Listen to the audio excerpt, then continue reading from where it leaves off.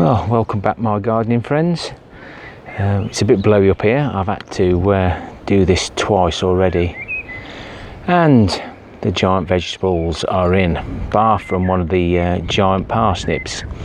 There's one there you can see in the middle of the screen now, and I've been testing out the water barrel to see if I can get it on a drip feed, so let's go and have a little look. So this is one of the spare giant pumpkins, and I'd set the tap last night, so that's 24 hours ago, at a very slight drip. Now that might change when I put the liquid food in, because it might block the tap up, so I've got to keep an eye on that. But it's been keeping this small pot gently watered, so that was a good test, because the water level is only dropped a couple of inches. The light's difficult, but the water level has dropped a couple of inches in 24 hours, so I could have it dripping a little bit more, as long as it doesn't completely saturate the plant, because I'm going to use some irrigation pipe from there right across to where my shadow is, to the giant pumpkins, and then what will be the giant marrows. I've got two varieties of giant marrows. Everything's going to be tight together, but I will be selecting the best two out of the giant marrows.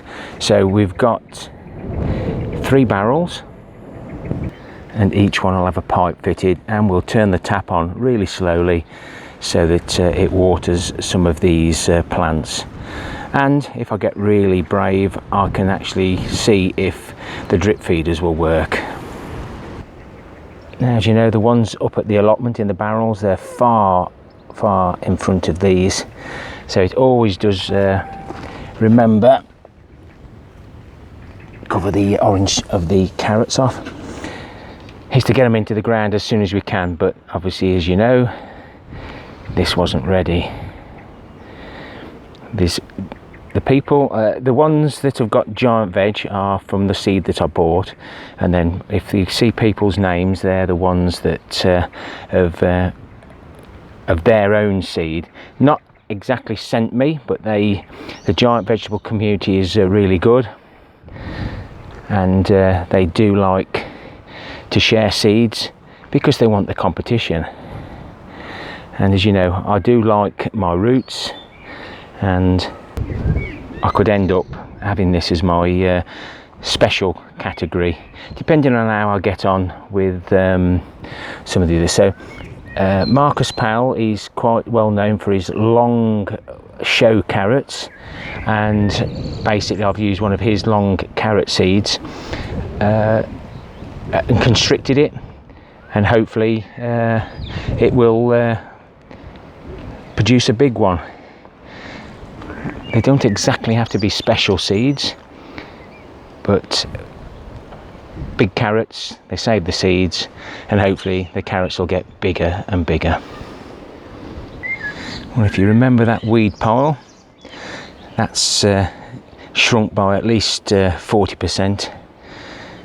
It was almost to the top of that pallet, so hopefully that'll rot down and I can spread it over this space at the end of the season. This is all the rooty seeds, the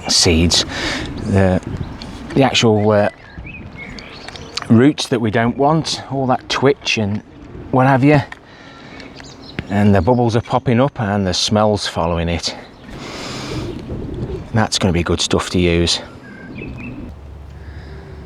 Now, I had 2 of these quite large parsnips. These are the ones that chitted first, and as you know, they're still chitting now, quite a few months on. I opened both these up, had a look at the bottoms. The other big one, you couldn't see the roots at the bottom, so all I've done is took all the fibrous roots out at about that much. So hopefully by doing that it'll spurt it on again. And this one I'm not touching, because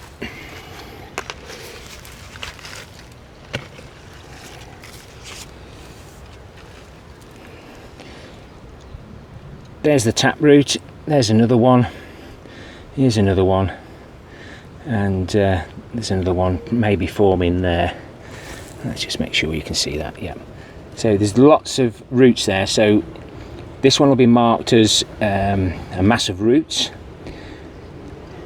That'll give me an idea. I've got a carrot that looks like that, and I marked that one up a mass of roots as well. So I can actually select the best ones at this stage. This is my homemade compost. Giant vegetables seem to be doing really well, and that fly buzzed straight into my ear. So I'm happy that I can use my homemade compost on the giant veg and the sunflowers, but maybe not some of the other seedlings that it hasn't done well. But I can try and make my compost mix slightly weaker by adding some of the more of the cocoa coir. Another experiment for next year.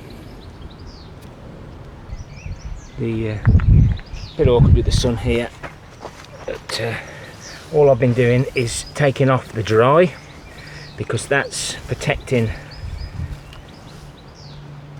the moisture. Look how wet that is. It's always good to use a mulch on top.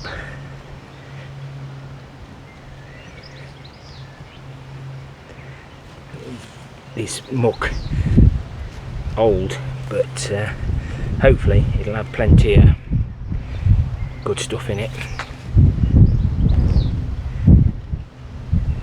This muck heap doesn't smell, so it's well rotted.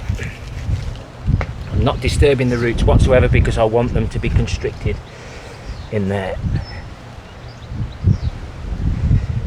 Put all the wet back and then all the dry on top, just to conserve moisture. And this is a giant vegetable. I want it to get that big, if you can see that. So that's the parsnip, massive roots. So hopefully, keeping the labels on, I'll learn from any mistakes or good practices. And that's the carrot. In actual fact, it's the carrot that's right at the end. It doesn't look much, it's right at the end, but hopefully that one will produce a nice carrot. But again, we'll find out.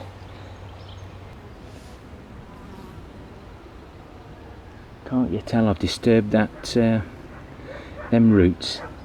The flies, hoverflies, wasps, whatever they are, they're loving it. Anyway, I think I need to get myself a chair, perhaps not situate it so close to that little smelly pile of stuff, but I love it.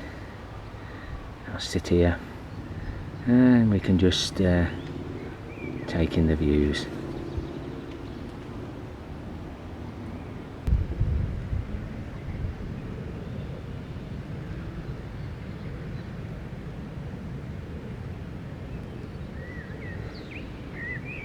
Happy gardening to you all. Till next time, my friends. Ta-ra for now.